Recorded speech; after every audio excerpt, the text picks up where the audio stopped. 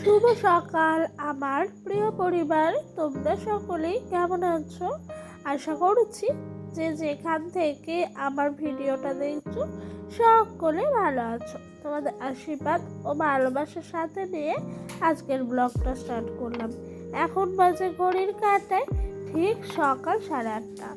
তো ঘুমের থেকে উঠেই কিন্তু সংসারের সমস্ত আশিবাসী কাজকর্ম শেষ করে দিয়ে চলে এসছি এইদিকে। কিন্তু একেবারে উনানে ছাইটা দেব, মানে এই যে হাঁড়ি কড়াই থাকে না, সেগুলোর মধ্যে কিন্তু আমরা সার্ফ আর ছাই দিয়ে বুলিয়ে রাখি, তারপরে এটার মধ্যে রান্না করি। তাতে করে কিন্তু মানে উনানের কালিগুলো তাড়াতাড়ি উঠে পড়ে। তো ওই দিক দিয়ে সমস্ত কাজকর্ম সেরে এই দিক দিয়ে সোজা চলে এসছি এই যে তোমার চায়ের বাসনগুলো সুন্দর করে মেজে ঘষে নিতে।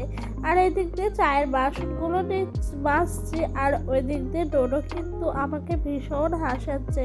তাই আর কি ওর দিকে তাকিয়ে তাকিয়ে সংসারের সমস্ত কাজকর্মগুলো সেরে নিচ্ছিলাম। আর জানো তো বন্ধুরা, এই শীত হোক বা গরম, এই সমস্ত সময় কিন্তু আমরা ভোরের বেলায় সংসারের সমস্ত কাজকর্মগুলো শুরু করি। তাতে করে কিন্তু আমাদের সমস্ত কাজগুলো না সময়ের মধ্যে পরিপাটি সুন্দরভাবে গুছিয়ে হয়ে যায়। তো সেই সকালবেলা থেকে কাজকর্মে হাত দিয়েছি, এরই মধ্যে এইটুকু বেলা হতে না হতেই সংসারে কিন্তু অর্ধেক কাজ শেষ হয়ে গেছে। আর সংসারে বেশি কাজটা যদি সকালে হয়ে একটু বেলায় শেষ হয়ে যায়, তাহলে না সেদিনটা একটু ভাল লাগে বেশি। সমস্ত কাজকর্ম নিয়ে বসে থাকলে যেন একঘেয়েমি লেগে যায়। তো আর কি, এদিকে চলে এসেছি রান্না বসাবো বলে। আর দেখি উনানের মধ্যে ছাই জমে একেবারে হাবুডুবু খাচ্ছে। তাই উনান থেকে সমস্ত ছাইগুলো কাচিয়ে নিচ্ছিলাম মালাই করে। তো প্রচুর ছাই হয়েছে, যেন প্রচুর, এত ছাই হয়েছে কেন কি বলতো, এই যে এই কদিন ধরে পাতা দিয়ে রান্না করা হচ্ছে। তাই কাঠ হলে অবশ্য ছাইটা কম হয়, কিন্তু পাতা দিয়ে রান্না করলে না উনানটা তাড়াতাড়ি মুখ ভরে যায়, মানে এক ভর্তি হয়ে যায়। তাই আর কি একটু কষ্ট করে উনান থেকে সমস্ত ছাইগুলো কাচিয়ে একদম তুলে নিলাম। আর দেখেছো উনানটা থেকে যে ছাইগুলো তুললাম, পুরো এই গামলাটার 1 গামলা হয়েছে। এত ছাই ছিল উনানটার ভেতরে, দেখলে পরে মনে হয় উনানটা মনে হয় চলেই না, ছোট্ট একটা উনান। কিন্তু যখন এই পাতা টাতা বা সমস্ত উনানটা পরিষ্কার পরিচ্ছন্ন করা হয়, তখন না উনানটা দেখলে পরে যে কেউ বলবে বসে রান্না করি একবেলা। তো কথা বলতে বলতে এদিক দিয়ে আমার কিন্তু সমস্ত ছাইগুলো তোলা হয়ে গেছে। ওদিক দিয়ে ডোডোও চলে এসেছে হেলথ সেন্টার থেকে। ওকে না ওর পাপা আজকে সকালে একটু হেলথ সেন্টারে নিয়ে গেছিলো। প্রত্যেকবারই বলে যায় বাড়ি এসেছে নিয়ে যাওয়ার কথা, নিয়ে যাওয়া হয় না। তো একবার নিয়ে গেছে। ওরা প্রত্যেক মাসে হাইট আর ওয়েটটা চেক করে, তো সেটাই চেক করেছে। আর এদিক দিয়ে ডোডোর পাপা ওকে দিয়ে যাওয়ার সময় যেন বাজার থেকে না কিছু মাছ কিনেছে। যেরকম ধরো চিংড়ি মাছ কিনে এনেছে, কালকে রান্না হবে।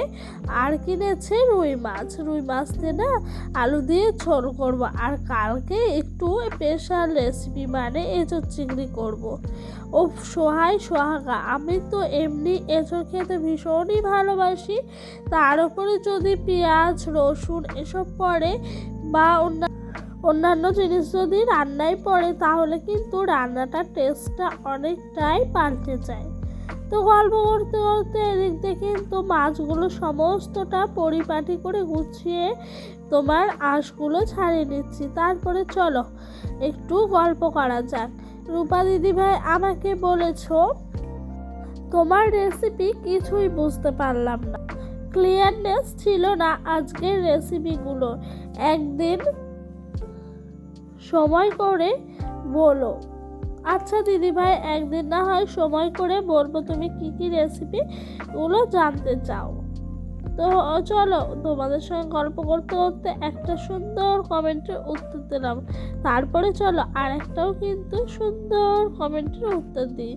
তো তারপরে আমাকে কমেন্ট করেছে রূপা দিদি ভাই, যে লিখেছেন ডোডোকে যতই দেখছি ততই অবাক হয়ে যাচ্ছি। ছেলেটাকে ভালো করে মানুষ করো। ডোডোর জন্য অনেক ভালোবাসা তো দিদিভাই, অনেক অনেক অনেক ভালোবাসা তোমাকে, তোমার ছেলে মেয়ে সকলকে। তুমি যে প্রত্যেক দিন আমাদের ভিডিও দেখো আর এত সুন্দর সুন্দর কমেন্ট করো, তার জন্য কোনো তুলনাই হয় না গো দিদিভাই। সত্যি বলতে আমিও অনেক ভালোবাসি। তো তোমরা সবাই সুস্থ থেকো গো, এই কামনাই ঠাকুরের কাছে করি। তো কথা বলতে বলতে এদিক দিয়ে মাছগুলো ভাজতে চলে এসেছি। ওই মাছগুলো কিন্তু ভাজা হয়ে গেছে, মানে চিংড়ি মাছগুলো। এগুলো একটু কড়াইয়ের মধ্যে দিয়ে ভালো করে ভেজে নেবো। আর ওই দিক দিয়ে কিন্তু আমার তরকারিটা এটা হয়ে এসছে। যেরকম মাছ দিয়ে আলু দিয়ে ঝোল করবো, তাই জানো তো মাছটা মানে ফুটে গেল, আলু আর ঝোল দিয়ে নামিয়ে নেবো।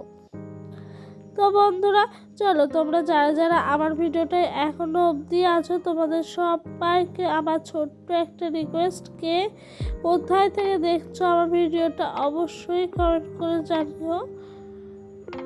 আর তোমাদের যদি ভিডিওটা ভালো লাগে স্কিপ করে যেও না গো, পুরো ভিডিওটা দেখতে বলবো। তোমাদের কাছে আমার ছোট্ট অনুরোধ, পুরো ভিডিওটা কিন্তু দেখো। তো আর কি দেখেছো, এই যে রান্না করি এত রাগ লাগে, এক এক সময় মনে হয় কাঠে রান্না করাই ঠিক আছে, কোনো প্রবলেম নাই। কিন্তু তারই মাঝে যদি কাঠ পুরো ভিজে থাকে বা শক্ত থাকে তাহলে কিন্তু বকা খাবো। তো এদিক দিয়ে যেন তো রান্না হয়ে গেল, লাস্টে ভাতটা নামিয়ে দিয়েছি। আর ভাতের ফ্যানটা গালতেও কিন্তু এইদিকে বসিয়ে দিয়েছি। আর ওই দিক দিয়ে বাপ বেটা দুজনেই দেখছে আর হাসছে, কেউ হেল্প তো করছে না, হাসতেই পাগল হয়ে গেছে।